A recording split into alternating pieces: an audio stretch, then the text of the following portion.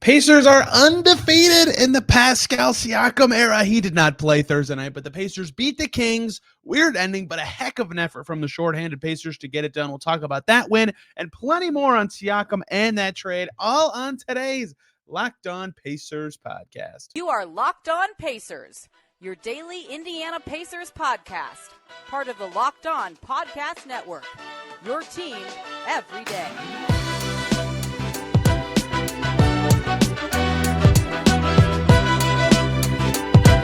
What up, y'all? Happy Friday. Congrats. You made it through the week, and welcome into another edition of the Locked On Pacers podcast, where we, of course, talk about the Indiana Pacers. As always, my name's Tony East. I cover the team for Forbes and SI, and today, do we have a lot to get to. What a day from Pacerland.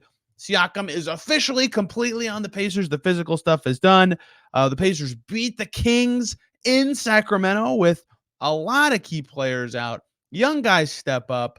Huge win to bounce back after two crummy losses on a road trip. A very big day for the Pacers, and we will cover all of it right here on the Locked On Pacers podcast. If you're looking for very instant trade reaction and analysis, yesterday's show with Derek Kramer is for you. We will get into plenty more Siakam stuff today, some more financial stuff I want to dive into, some more pick stuff we know, more about Siakam potentially staying with the Pacers going forward. We've heard this from lots of people now. We will get to that second, because the big story to me is the game that just happened. The weirdest Pacers game of the season to me. Their 126-121 win over the Kings. Kings are not playing well right now, and yet I still think this is quite a win for the Pacers, who did not have Tyrese Haliburton, who, I can't believe I'm about to say this, did not have Pascal Siakam, did not have Andrew Nembhard, and did not have Aaron Nesmith. What you think of the Pacers starting five is going to be, or their rotation, whatever, going forward, you could argue that's four starters, right? I don't know what their starting lineup is going to be, but that is an easy argument to make. They had to scrap and claw with 11 available players because James Johnson is also waived. He's unavailable until they can re-sign him once he clears waivers. So the only normal starter was Miles Turner, and then it was McConnell, Mathurin, Hield, and Smith, a decently normal starting five. The bench was Obi Toppin, which is kind of normal. Isaiah Jackson, who got a concussion and barely played. Ben Shepherd and Jarace Walker both playing almost 20 minutes. That was the whole rotation for the Pacers in this game. And this was the best game they've played in the Pascal Siakam era. Okay, I made that joke on Twitter during the game. I wanted to get it again during the show. Just a really, really, really impressive win for the Pacers, because despite not having all those guys, and despite it looking like this might be a tough one for them, right? They made their first four shots. Kings respond. The Kings go up. They take a lead in the middle of the first quarter. And I thought, okay, the hot start's over. The Kings are going to win. No. The Pacers were better the whole game, basically. Like, I don't think that's hyperbole. You can look at the game chart that tracks each team's lead, when they had it, how long they had it, whatever. Once the Pacers got the lead late in the first quarter, they never gave it back. The entire game, the entire last three quarters they were ahead, almost a catastrophe, which we'll get to in just a moment. But the Pacers were the dominant team in this game. I think that is wild how comfortable they looked in this game. And you can point to everybody and say they did a job or a key job in this game. Maybe it wasn't their normal job. It's hard to say anyone did their job given the circumstances, but let's run through some vets first. TJ McConnell has to play point guard, has to play a lot of it. He was winded by the end of this game. 32 and a half minutes for TJ McConnell. 20 points, 10 assists, 9 of 14 from the field. Awesome game. Putting pressure on the rim was a big part of the Pacers' paint point production, the triple Ps of this game. Pacers had 62 points in the paint despite not getting there that much in the fourth quarter. I think they had 58 after three quarters, and TJ McConnell was a huge part of that. Vet number two, Buddy Hield, was the backup point guard and did a pretty dang good job of it. 12 points, not a great shooting night for him, but 8 assists. A season high for Hield, one off of his career high. 2 crowd-silencing threes in Sacramento. They were booing him, and then they started booing their own team. He had 6 boards. Everything except for the thing Buddy Hield usually does, he did very well in this game. Miles Turner, 18 points on 6 for 12 shooting. He had 5 free throws in this game. He was solid on the offensive end. The vets were all good. And if you remember, when I did the very first show after Haliburton's injury, one thing I said was, I even wrote this, the veterans are going to have to be good for the Pacers to survive and win games in Haliburton's absence, and that's how they won today. Those 3 players were awesome. But that's not all of why the Pacers won, because the rest of the rotation was all young guys. I don't know where everybody sits on Obi Toppin, on the young guy, old guy. debate, whatever. He was great. 10 points, 3 rebounds, 4 assists, plus 21 was Mr. Obi Toppin in this game. If you want to throw him in the vets group or the young guys group, that's fine. The rest of the rotation is all guys drafted in 2020 or later. In fact, Obi Toppin's 2020. He's in the young guy group, even though he's 25. Everybody else in the rotation, besides the 3 vets, were drafted 2020 or later. Jalen Smith, maybe the last start for him of the season. 17 points on 6 for 7 from the field, 13 rebounds. Played backup 5 and played it a lot with Isaiah Jackson suffering a first-half concussion. Awesome game from Jalen Smith. Fantastic on both ends. Was a deterrent on defense. Did a wonderful job on offense. Finished plays, made threes. Everything Jalen Smith needs to do for the Pacers to win, he did it. Ben Mathurin, one of his best games of the season, I think. 25 points, 4 assists, 3 boards, hustle plays, blocks on defense, steals, 11 for 21. Him having a really high-scoring night without having to rely on the free throws and doing it efficiently was fantastic. I thought he defended pretty well in this game. He was great when they needed him to be in what also, depending on health, could be one of his last starts of the season. We'll see. And then off the bench, I already talked about Toppin a little bit. Isaiah Jackson only plays 5 minutes. They were fine. They won those by 2. In the 5-point win, that was important. They needed to rely on 2 other guys to get a 9-man rotation. They had to. They didn't have enough bodies to not do it. There are 11 available bodies were all the names I've already said, and then Kendall Brown and Oscar Tshiebwe. That's it. So they had to rely on Ben Shepherd and Jarace Walker, and they had to rely on them a lot. Ben Shepherd checked in this game in the first quarter and was immediately everywhere defensively. His activity was unbelievable. He was all over the floor. He was running around on offense, causing problems for the Kings. He went 2 for 3 from deep. He missed both of his 2s, but the Pacers will take that. He also had 4 boards and 2 steals. 7, 4, 2, and 2 for Ben Shepherd, plus 14. One of his best games ever. By far his most minutes, 28 minutes and 17 seconds for Ben Shepherd in this game. And Jarace Walker, following up his best game. To me, he was still better in Utah than he was in the Sacramento game. 15 points for Jarace Walker, 2 huge threes early in the fourth quarter for the Pacers to get them up by 16, which was crucial. We'll talk about why that cushion was crucial in a second. He went 3 for 8 from deep, hit a long 2 on the very next possession, 2 assists, 2 boards, 15 points, a season and career high for Jarace Walker. Everybody who played did important stuff for the Pacers. And to win this game without Nesmith, without Nembhard, without Siakam, without Haliburton, which I will use as a headline just for funsies as without 4 starters against a perfectly healthy, no injury report Kings team is unreal. They did get lucky in this way, right? The Kings shot pretty well, 40% from deep. The Pacers were right on their butts, right? They were even there. 2-pointers, sort of even. Pacers were better. Free throw line, the Pacers made 3 less. We'll get back to free throws. The rebounding battle, 37-35, pretty close. Turnovers, 12-11, pretty close. Fouls, 20-20, pretty close. All the stuff that could be like a headlining story of what separated these teams favors no one. But I skipped over something kind of intentionally to get back to it. 15-18 was the free throws. The Kings made 18, but the Kings took 32 and the Pacers took 19.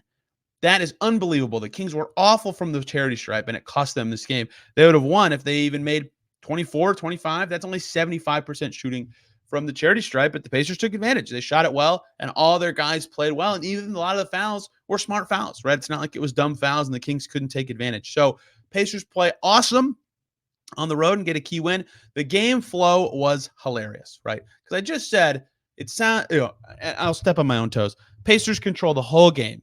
End of the first quarter through the fourth, they're ahead the whole time. They were winning early. They only were behind for 3 to 4 minutes of the whole game, right? That sounds like a dominant win. And it was. And they were up 16 with 2 minutes to go. 2 minutes on the clock. The score in this NBA basketball game was, let me make sure I get this right. 2 minutes to go on the clock. The Pacers led 122-106. Then Kevin Huerter hit a 3. Then Keegan Murray dunked it. Then Keegan Murray had a putback layup. And now there's 1:41 to go in the game. And the Pacers are only up 9. That was a comically quick sequence. Keegan Murray got 2 steals in that stretch for the Pacers' 16-point lead with 2:20 to go to very, very quickly dwindle away. No problem. They're still up 9. There's only 100 seconds left in the game. All you got to do is score probably one more time and they'll win. Well, we'll get to that one more time. Don't you worry. Miles Turner misses a 3. Keegan Murray gets a board. Ben Mathurin fouls him 4 seconds later. Sabonis makes both free throws. Now there's 1:15 to go. So basically in under a minute, the Kings cut a 16-point lead to 7, have a ton of momentum, And here's how they did this. They were pressing, and it was a really good press, and they were trapping, and it was good traps. And McConnell is a steady hand, good point guard, can get out of that stuff. The rest of the Pacers are young guys who aren't used to that, who aren't used to having to pass out. Ben Mathurin got stuck in the corner. Jarace Walker turned it over. Twice, I think, actually. Even McConnell was not infallible in these moments. Buddy Hield, I think, had a turnover late. Like, they struggled so much with the pressure the Kings team was putting on them, and it was the best ball handling lineup they had available, right? It wasn't that I don't know what they could have done differently besides just be better against the press, but they couldn't break it down for a very long time. So Rick Carlisle calls a timeout. They're up 7. And Mathurin misses a layup with under a minute to go. De'Aaron Fox races down and scores in 6 seconds. I feel dumb doing play-by-play, but I just need to set the scene for you. It's a 5-point game. The Kings don't even have to play the foul game to win. And then they do the dumbest thing they did the whole game. And Kevin Huerter fouled 90 feet from the rim 1 second after De'Aaron Fox's make, which was significant to me because if you listened earlier, I said Pacers needed one more basket to win. They had 122 at the time. Buddy Hield hits both free throws, and that was significant because 8 seconds later, De'Aaron Fox hits the layup. Jarace Walker immediately turns it over. Kevin Huerter gets a layup. It's a 3-point game with 30 seconds to go. Not only do the Kings not have to foul, they're going to have a chance to tie this game or at least take the lead. So the Pacers come in. McConnell has a layup at the basket with 14 seconds to go. Misses it. De'Aaron Fox misses a 3. And the Pacers, are lucky that he missed that 3 because they were not prepared to foul, even though they should have up 3 late. Kings call timeout with 5 seconds left. Pacers do foul. Malik Monk, fortunately for the Pacers, misses the first one, misses the second on purpose. And Jalen Smith ices it at the foul line. Up 16 with 2 minutes to go, down to up 3. And the Kings had a chance to tie. That shows you how young and inexperienced this Pacers team was. They could not break a press or trap late in the game. And that level of experience was enough for them to win. What a win. What an impressive win. What a fun win for the Pacers. They might lose in Portland tomorrow. It's a tough back-to-back. They're going to be potentially integrating a new player. I'm not certain on that yet. Maybe Halliburton will be back. I don't know. He was questionable for this game. There's a lot up in the air still with all that. But for players of that experience level to be able to pull this off, so impressive for the Pacers, so meaningful to get any win without Tyrese Halliburton. Now 24-17, 2 more games of this road trip. What a win. I had a fun time for the Pacers. And credit to Jarace Walker for one of his best games ever. Some will say it was his best game ever. I will put it second, personally. Maybe Ben Shepherd's best game ever, including the defense. Jalen Smith was fantastic. A lot of guys were huge. And it was massive for the Pacers, who are now 24-17. Let's talk more about one Pascal Siakam. 24 wins at the halfway point for the Pacers, and now they've got new reinforcements coming in. Plenty more to dissect about that trade, some financials, some more reporting, plenty more to talk about on Siakam. Let's just hop right into that. Before we do so, though, we're going to talk about our partners at eBay Motors, who have teamed up with Locked On Fantasy Basketball host Josh Lloyd to bring you some of the best fantasy basketball picks each week. Whether you're prepping for a daily draft or scouring the waiver wire, every week we're going to provide you with players that are guaranteed to fit your roster. Let's see who Josh has picked out this week for eBay's Guaranteed Fit Fantasy Picks of the Week. One of them, a Pacer, Aaron Nesmith. His role should be more secure with Bruce Brown now gone. His shooting has been fantastic this season. His defensive value is important in fantasy from a steals and blocks perspective. A guy to get if you can in your league. Plus G.G. Jackson, a draft crush of my own, who's killing it for the Grizzlies. Mason Plumlee, who's back on the floor and starting now with Ivica Zubac hurt for the Clippers. Jabari Walker, who's playing in Jeremy Grant's absence. We'll be seeing that. Or next to Jeremy Grant, we'll be seeing that in Pacers Blazers tonight. And Marvin Bagley, who's playing big minutes for the Wizards. Weird to see him on the Wizards. Are some guys you should look at. Josh Lloyd from Locked On Fantasy Basketball will help you win your fantasy league with the best championship advice. eBay Motors knows a championship team is about the best player and each player being a perfect fit. That is the same for your vehicle. Think about your first car, your dream ride, or a memory of your favorite car. For my first car, the Chrysler Sebring, I loved it. I did everything I could to keep that thing running. Had to go to the junkyard to get a trunk lid for it. And with over 122 million parts for your number one ride or die, man, do I wish I should have just used eBay Motors. You can make sure your ride stays running smoothly. Brake kits, LED headlights, roof rack, bumpers, whatever your baby needs, eBay Motors has it. And with eBay's Guaranteed Fit, it's guaranteed to fit your ride the first time, every time, or your money back. Plus, at these prices, you're burning rubber, not cash. So keep your ride or die alive at ebaymotors.com. eBay Guaranteed Fit, only available to U.S. customers. Eligible items only. Exclusions apply. Back here on Locked On Pacers, thanks for making us your first listen today and every single day. For your second listen, Matt George, Locked On Kings, 4 losses in a row for Sacramento. This one feels like a wake-up loss for them, similar to the Pacers' 4-game skid in late December that dropped them to 500. They bricked a ton of free throws. That's been a question for the Kings all season. They're last in the league in that percentage. But this loss did remind me a little bit of the Pacers' just deflating defeat against the Clippers that kind of turned their season around by accident. Matt George, Locked On Kings, be a good listen for you after this show, where we're talking more about Pascal Siakam. We speculated on this yesterday, and I think it's important to discuss this first. The most maybe important part of the trade for the Pacers. Can they keep him? What will it take? Pascal Siakam. Well, we got a lot of reporting about that in recent days, some from Sam Amick, some from Woj. And let's start with Woj, who said on SportsCenter last night with Kevin Negandhi. First of all, Woj, we talked about this yesterday. Derek and I did. Tweeted earlier that, quote, Pascal Siakam is excited about the deal with the Pacers and expected to be eager to work out a new contract with the franchise this summer. That's, of course, good news if you're the Pacers. Then on TV with Kevin Negandhi, Woj stating the confidence Indiana has they can re-sign Pascal Siakam to an extension this summer is something he discussed when he was talking about why the Pacers made the trade. Then he said, Siakam has talked through this process with Tyrese Haliburton. The Pacers know how much he wanted to play in Indiana.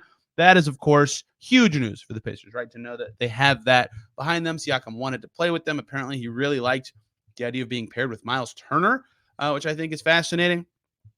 So huge deal for the Pacers to be able to potentially re-sign him. Mark Stein reported today in his newsletter, rival teams are already operating under the belief that Siakam is a lock to re-sign with the Pacers this summer. Sam Amick had more on the trade as well in The Athletic today. He's been all over this. He's in Sacramento as well.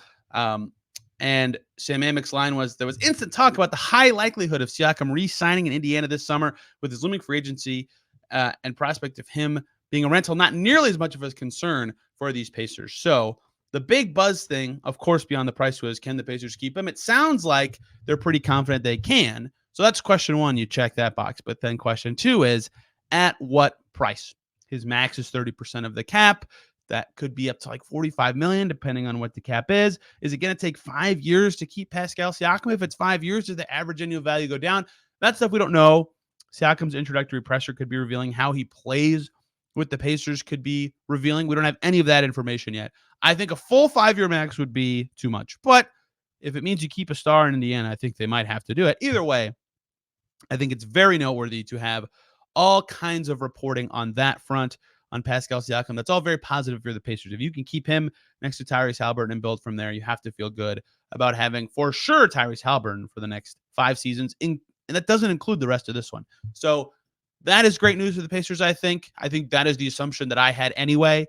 But now hearing it from league insiders, I think does put a little more oomph behind that sort of thinking that, again, they probably wouldn't have done this trade with this much confidence if they didn't feel good about keeping Siakam. Part two that I wanted to talk about, I did allude to this a little bit yesterday. The Pacers picks that they traded in the deal all are protected. And now we have more details on that.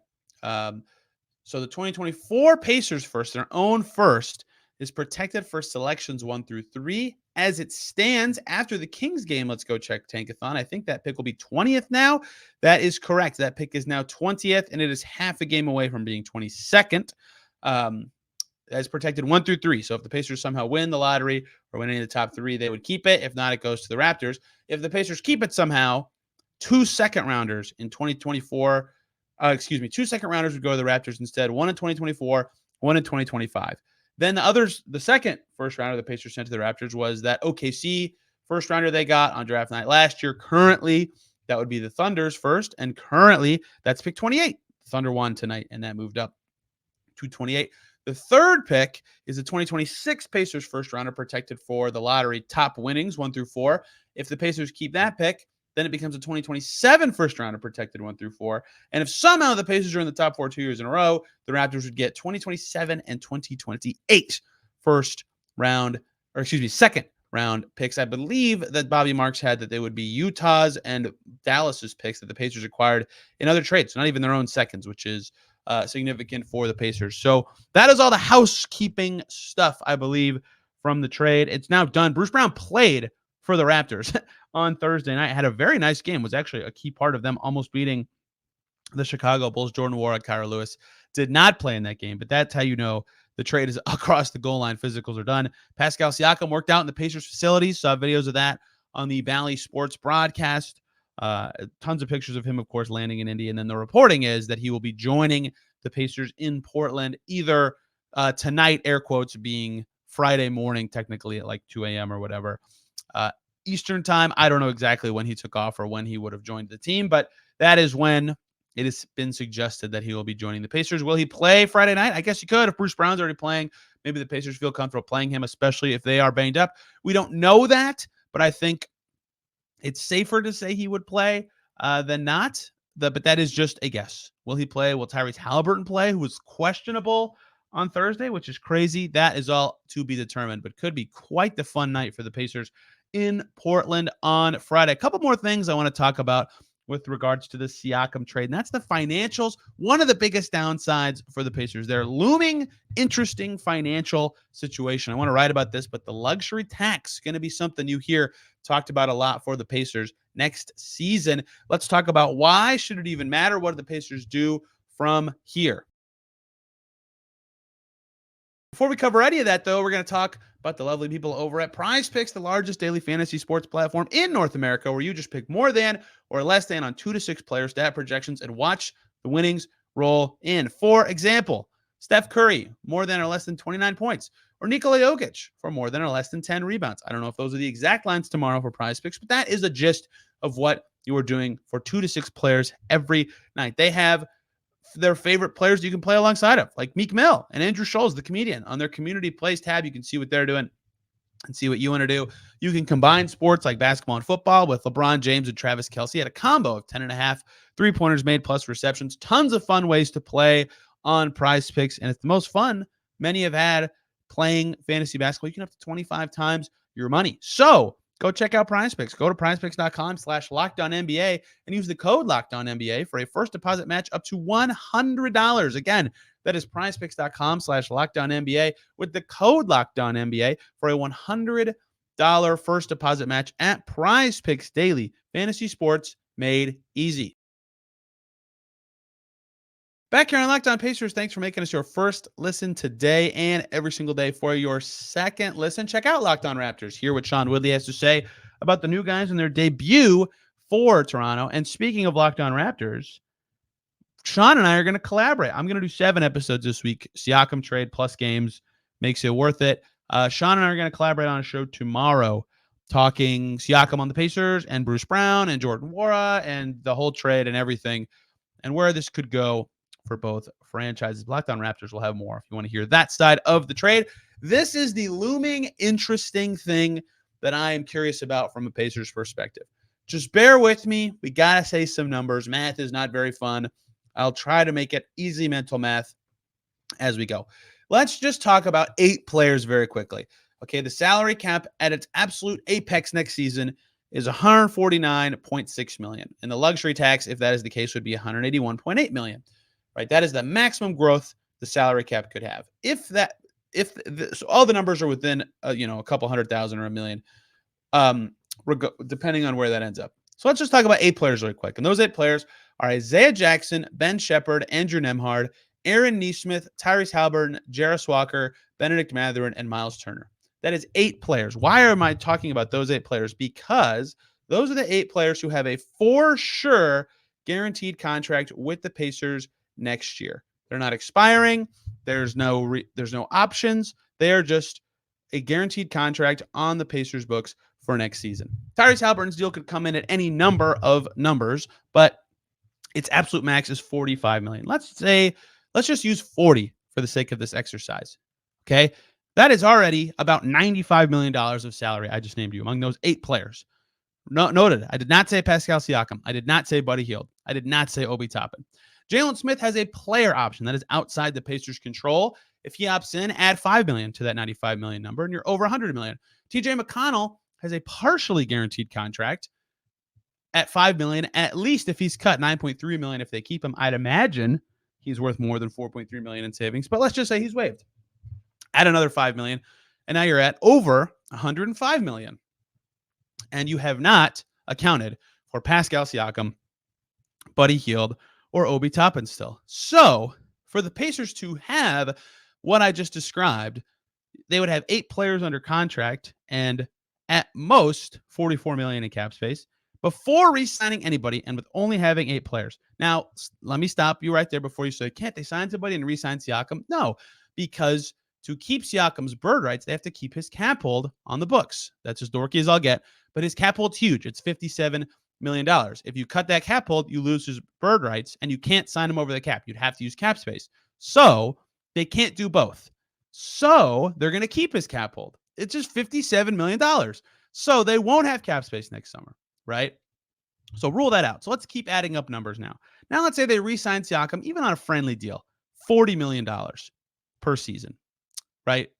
$40 million in the first year would get the Pacers to $145. That's already at the salary cap. Remember, TJ McConnell, Jalen Smith, Buddy Hield, Obi Toppin, not on the team. We can keep going. Let's say they re-sign Buddy Hield at his same salary as now, basically $20 million. Add another $20 million. Now they're at $160 million. Then Obi Toppin, let's just say $10 million per year in the first year, right? Now that's $170 million. Still no Jalen Smith.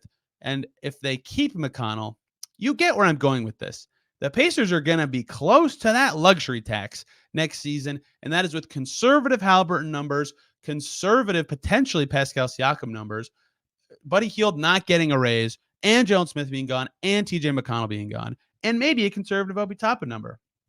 You get the idea of what I'm saying. They might need to cut money at some point between now and the end of next season. Remember, you don't pay the tax unless you're over the tax by the end of the season. This isn't an imminent problem for the Pacers. They haven't even re-signed Siakam or Hield or Toppin. They don't know what their team's going to look like next season.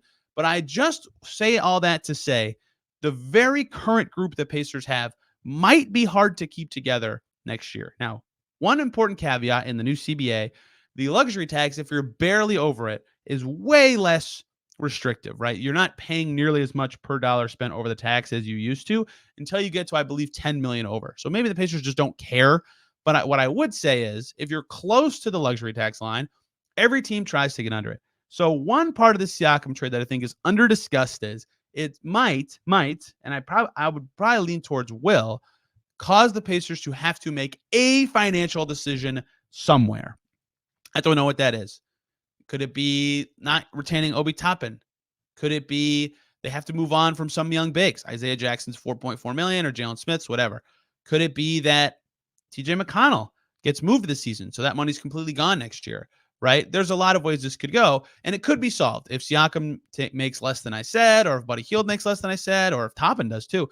But without the assurances of those things, do not be surprised if you start to hear things about the Pacers and cost-related trades. Or if you see something that looks funky like XYZ team is interested in Obi Toppin or Buddy Hield or whatever Pacers front court player, don't just immediately write it off because the Pacers might have to start thinking about those things within the next calendar year. They could figure it out in the summer. They could figure it out next trade deadline. But all of that to say, I think that this is an important part of this trade is the luxury tax next year is going to potentially be something that matters to the Pacers. And the cap and tax could be less, right? If it's smaller, if the cap doesn't grow as much because there's not as much RSN money or the playoffs are a dud or whatever, there's a million reasons that it could or could not change. And maybe Halliburton doesn't make all NBA, for example, and then his salary would not be the 30% max, and only be 25. There's a lot of ways it could be less. And because there's a lot of ways it could be less than the tax, maybe they don't care about it right now. But as they approach the deadline and think about what the Pacers still have to do and how they want to face their team next year, just keep that in mind, that the Pacers might have to think about the luxury tax next season. And if you can get good assets for stuff now to get ahead of it, maybe you consider doing that. Just maybe. But getting Pascal Siakam, totally worth it. Totally worth it. Obviously, especially because you can get assets and value for the guys that you might have to think about their future with because of money. So obviously a worth it trade. Looking forward to seeing him suit up and play for the Pacers. But to tie up a loose end on this, Pascal Siakam's trade, Pacers are going to be awesome now on offense, especially but they might still have to think about their future and future moves, especially with the financials coming in for this team. We'll have plenty more Siakam stuff to come. Again, Sean Woodley and I are going to talk all about the trade tomorrow. He covers the Raptors. I, of course, cover the Pacers. So we'll have plenty on all the players moved, on their new teams, what they could do, all sorts of that stuff. And then I think I'll do a Sunday show about the Blazers game. If Siakam plays, a whole segment or two on what he looked like. That's also, we're at the halfway point. Maybe I'll do something on that. And I finally finished the Hawks and Nuggets games from last weekend. I would like to talk about those, although they're almost a week away now, but I like to cover every game. So we'll see what feels like the right thing this weekend. But you'll get a lot more Locked On Pacers than normal this week because they just made one of the biggest trades in franchise history. Got to cover the moment as it is. So thank you all a ton for listening today. I hope you learned something and have thought about the Pacers' future and are very impressed with the win that they had on Thursday night. It was fantastic. A lot of guys stepped up and showed that, hey, maybe they can be a key part of the Pacers going forward. We will learn more as they get healthier. I'm on Twitter or X or whatever at Tony R. East. The show is on there at Locked On Pacers. We'll be back tomorrow with Sean Woodley talking Raptors and Pacers. And then we'll be back the next day talking Blazers. And then next week we'll be here and we'll be talking about the Suns game. There's so much to come. Thank you all for listening. Have a fantastic day, and we will see you tomorrow.